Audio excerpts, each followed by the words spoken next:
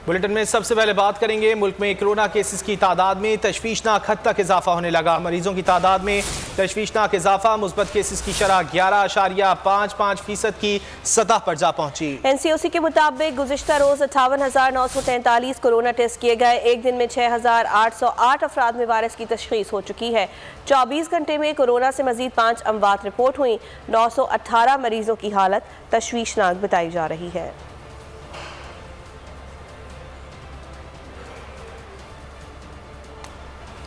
Corona ने एक बार फिर मुल्क में पंजे गाड़े तो हुकूमत ने भी कमर कस ली। नई कोरोना पाबंदियां नाफिज कर दी। स्कूल में तलबा अब 50% हाजिरी होगी। बच्चों को मुतबादिल दिनों में बुलाया जाएगा। सिनेमा घरों, पार्क्स और शादी की तकरीबात भी महदूद कर दी। कोरोना के वार के बाद PSL मैचेस 25% शायकीन के साथ कराने का फैसला कर लिया गया। कोरोना की 5वीं लहर के खतरनाक वार, मुल्क में गुज़िश्ता 6.5 माह की बुलंद तरीन सतह रिकॉर्ड।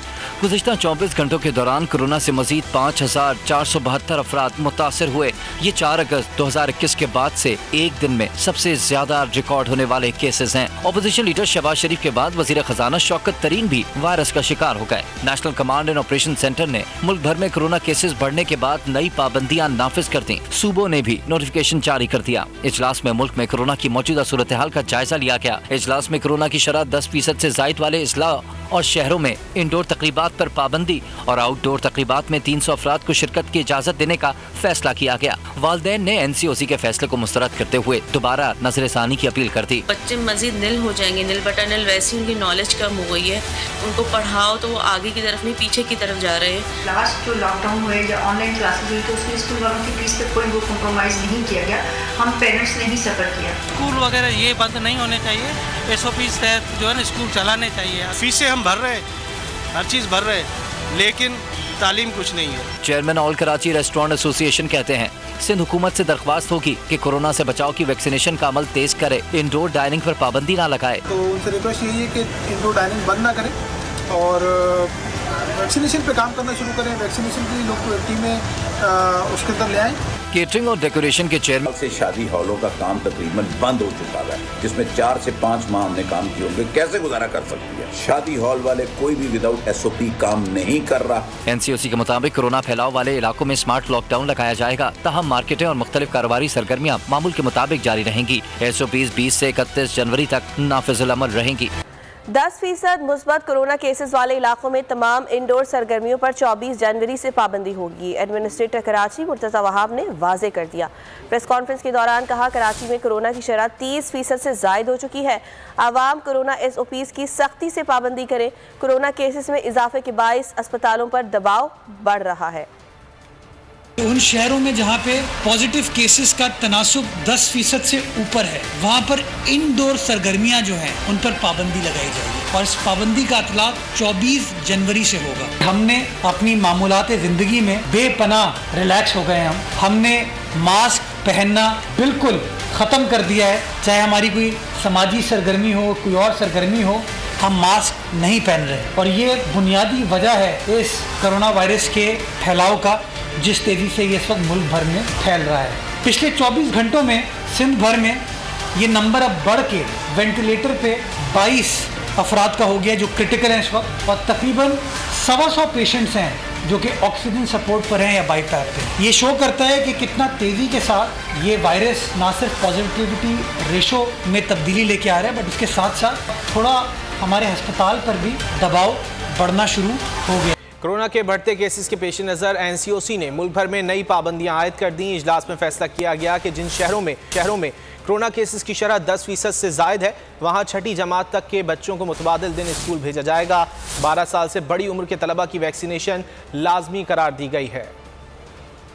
स्कूल तो जाना है लेकिन एहतियात अपनाना है। NCOC का फैसला, तालीमी सरगर्मियाँ महदूद कर दी गयी। जिन शहरों में शरह 10% से जायद है, वहाँ 6ठी जमात से कम उम्र बच्चों को मुतबादिल दिन स्कूल भेजने का फैसला किया गया। 12 साल से बड़े तलबा को वैक्सीनेटेड होना लाजमी है, वरना स्कूल नहीं आने दिया जाएगा। तालीमी इदारों में बड़े पैमाने पर कोरोना वैक्सीन की टेस्टिंग की जाएगी। NCOC के अहकामात पर वालिदैन और असातिज़ा का भी रद्द अमल। वालिदैन कहते हैं कि ये फैसला दुरुस्त नहीं, स्कूल बच्चे जाएं या ना ना जाएं। इंतजामिया फीस पूरी लेती है। इस तरह से तो बच्चे मजीद निल हो जाएंगे, निल बटा निल। वैसे उनकी नॉलेज कम हो गई है, उनको पढ़ाओ तो वो आगे की तरफ नहीं पीछे की तरफ जा रहे हैं। लास्ट जो लॉकडाउन हुए या ऑनलाइन क्लासेस हुई तो उसमें स्कूल वालों की फीस पे कोई वो कॉम्प्रोमाइज़ नहीं किया गया, हम पेरेंट्स ने ही सफ़र किया। स्कूल वगैरह ये बंद नहीं होने चाहिए, SOP तहत जो है ना स्कूल चलाने चाहिए। फीसें हम भर रहे, हर चीज़ भर रहे, लेकिन तालीम कुछ नहीं है। बच्चे ना स्कूल जा सकेंगे सही तरीके से, प्रॉपर तरीके से ना पढ़ाई कर सकेंगे।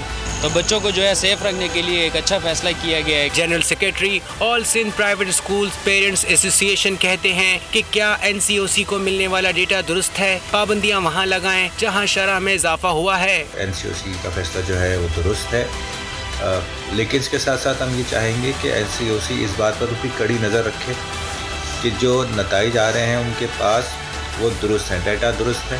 और मुल्क भर में कोरोना केसेस में इजाफा देखा जा रहा है और ख़ासतौर पर अगर कराची की बात की जाए तो यहाँ पर अब मुस्बत केसेस की शरह 41% तक जा पहुँची है, जबकि मुल्क भर में अगर बात की जाए तो ये शरह 11% से तजावुज़ कर चुकी है। और NCOC की जानिब से नई पाबंदियों का ऐलान भी किया गया। इसी हवाले से बात कर लेते हैं, हमारे साथ मौजूद हैं Rashid Mirza, chairman private school association.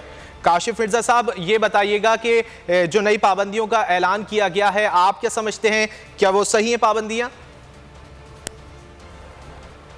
यकीनन ये एक अफसोसनाक अमर है कि आप कभी भी स्टेक होल्डर को अगर एतमाद में लिए बगैर ऐसे फैसले करें। और जब पिछले 2-2.5 साल के अंदर हमने कोविड के अंदर बारहा इन चीज़ों को टेस्ट करके देख लिया और ये भी नज़र आया है कि स्कूल और तालीमी अदारे एक ऐसी जगह है जहाँ SOPs को भरपूर तौर पे उसमें इंश्योर हुआ है। और ख़ास तौर पे उस वक्त जब गवर्नमेंट का अपना NCOC का ये डाटा कह रहा है कि 98% टीचर और जो बच्चे हैं वो 94% से अबव जो है वो वैक्सीनेट हो चुके हैं।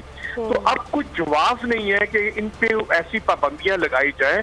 SOPs को इंश्योर करने के लिए हमारे तालीमी अदारे भरपूर अपना किरदार अदा कर रहे हैं।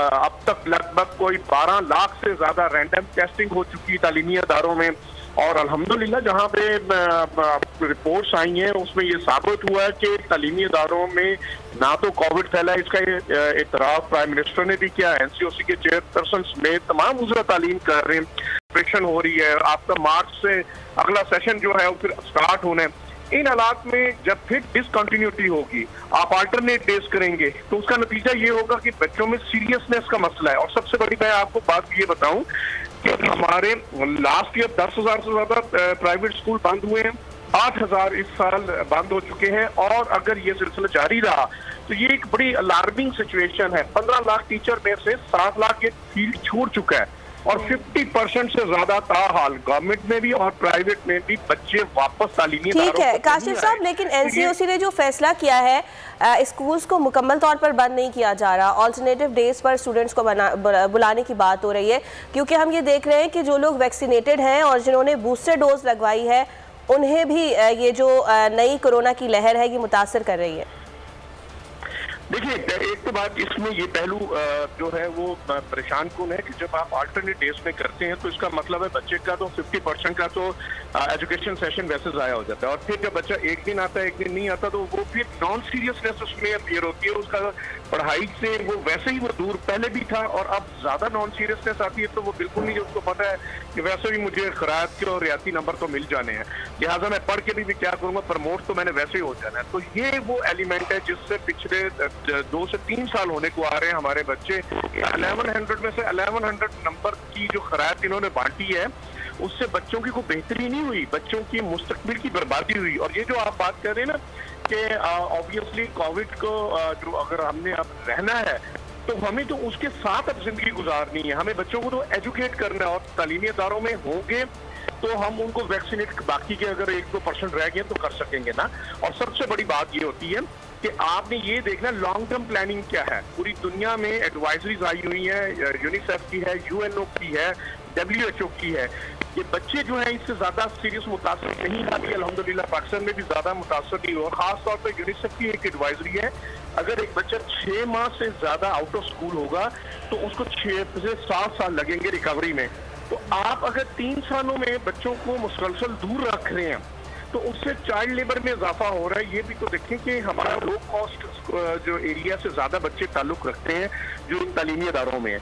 अब आपने उनको 3 सालों में मुसलसल तालीम से दूर रखा, तो वो तो छोटे मोटे कामों में उनके पेरेंट्स ने उनको लगा दिया। 2.5 करोड़ बच्चा पहले ही आउट ऑफ स्कूल है। अब 5 करोड़ जो पढ़ रहे हैं उनमें भी 2.5 करोड़ बच्चा ताहाल तालीमी इदारों में वापस नहीं आया। 5 करोड़ की एक स्ट्रेंथ आउट ऑफ स्कूल करके हम कौन सी अपनी नस्लों के साथ इंसाफ कर रहे हैं? तो हमारी तो ये इस्तदार है प्राइम मिनिस्टर साहब से, एनसीओसी के चेयरपर्सन और चीफ जस्टिस साहब भी चीफ, कि खुदा के लिए इन बच्चों को तालीम का कायम दिया जाए और इनको जीने का हक दिया जाए, तालीम के दरवाजे बंद न किए जाएं। ठीक है, आपका ये मौक़िफ़ है कि पाबंदियां नहीं लगनी चाहिए, तालीम का सिलसिला जारी रहना चाहिए। हमारे साथ रहेगा काशिफ मिर्ज़ा साहब, हमें ज्वाइन किया है डॉक्टर इमरान शरीफ ने, जो कि असिस्टेंट प्रोफेसर हैं यूनिवर्सिटी ऑफ एरिज़ोना में। डॉक्टर साहब बहुत शुक्रिया आपके वक्त का। डॉक्टर साहब, आप क्या समझते हैं जिस तरह की सूरत हाल ख़ासतौर पर पाकिस्तान में और पाकिस्तान के बड़े शहरों में देखी जा रही है, खुसूसन कराची में, आप समझते हैं कि सूरत हाल लॉकडाउन की मुतकाज़ी है? पहले तो बहुत शुक्रिया for the invitation. Good morning to everyone. देखें, जो कोविड की सिचुएशन है पूरी दुनिया में तो इस वक्त काफ़ी ख़राब है, क्योंकि हमारे पास जो नया वेरिएंट ओमिक्रॉन है, इसमें ये काफ़ी तेज़ी से एक दूसरे को लगता है और फैलता है। और कराची की जो सूरत हाल है उसमें अगर हम कंट्रोल नहीं कर पा रहे हैं तो फिर लॉकडाउन तो हमें करना पड़ेगा। यानी जो सोशल ओकेजन्स हैं, जो गैदरिंग हैं, वो हमें ख़त्म करनी पड़ेंगी, टाइम रिस्ट्रिक्शन लगाने पड़ेंगे और ज़्यादा से ज़्यादा वैक्सीनेशन करनी पड़ेगी। जहाँ तक स्कूल्स का ताल्लुक है, जिसके बारे में आप अभी बातचीत कर रहे थे, और बच्चों में इन्फेक्शन होती है लेकिन माइल्ड होती है, but the only issue is कि जब एक बच्चे को इन्फेक्शन होती है तो वो घर जाता है, घर में उसकी पूरी फैमिली को एक्सपोजर होता है। स्पेशली जो ग्रैंड पेरेंट्स हैं, अगर उनको इन्फेक्शन हो जाता है तो ये इन्फेक्शन काफ़ी डेडली साबित हो सकता है, इवन ओमिक्रॉन भी, जो ओल्ड पॉपुलेशन है। ठीक है डॉक्टर साहब, जी बताएं। अगर यूएस की बात की जाए तो वहाँ पर हमने ये देखा कि पहले भी सूरत हाल बहुत ख़तरनाक हद तक तशवीशनाक हो गई थी और अभी भी हम यही सूरत हाल देख रहे हैं। इनफैक्ट कि अगर यूके की बात की जाए तो वहाँ पर भी सूरत हाल ख़राब है। तो ये जो फॉरेन कंट्रीज़ हैं, ये किस तरह से इस नई लहर पर काबू पाने के लिए इक़दाम कर रही हैं? देखिए, हमारे पास जो इस वक्त टूल्स हैं जो कि हम वायरस के खिलाफ यूज़ कर सकते हैं, वो तो एक तो है वैक्सीन। यहाँ पर ऑब्वियसली आपको पता है थोड़ी बहुत पॉलिटिक्स भी है वेस्टर्न कंट्रीज़ में, rights, someone wants it, someone doesn't want it. तो हमारे पास एम्पल अमाउंट ऑफ वैक्सीन होने के बावजूद भी 63% of the US population is vaccinated और 40 जो रिमाइंडर 37% है उसने अभी तक वैक्सीन नहीं लगाया है, क्योंकि they have their own decision to make.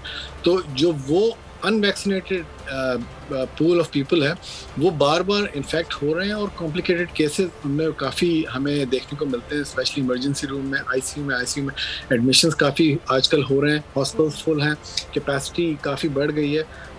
Last year January of 2021 में जो हमारी मैक्सिमम नंबर ऑफ केसेस एक दिन में हो रहे थे वो थे 250,000 से 260,000, लेकिन इस वक्त हम ऑलमोस्ट मिलियन हिट कर रहे हैं यूएस में। तो इस जो ये वेव है इसमें बहुत ज़्यादा केसेस देखने को मिल रहे हैं। डेथ इतनी नहीं हुई है, वो इस वजह से कि ये वायरस इतना सिवियर नहीं है हर एज ग्रुप में। कुछ सेगमेंट्स हैं जिसमें ये वायरस काफ़ी सिवियर है और बाकी जो वेस्टर्न ममालिक हैं उसमें भी यही प्रॉब्लम हो रहा है। यूके की आपने जैसे बात की, वहाँ पर भी काफ़ी लॉकडाउन वगैरह चल रहे हैं और बाकी भी यूरोपियन कंट्रीज़ में ये वायरस काफ़ी तेज़ी से फैल रहा है। अच्छा डॉक्टर साहब, आपने वैक्सीनेशन के हवाले से गुफ्तगू की, तो अब बात हो रही है बूस्टर डोज की। तो इन ममालिक में क्या सूरत हाल है बूस्टर डोज की, क्योंकि WHO की जानिब से अभी मुसलसल तहकीकात की जा रही हैं कि बूस्टर डोज अभी लगाई जाए या नहीं लगाई जाए?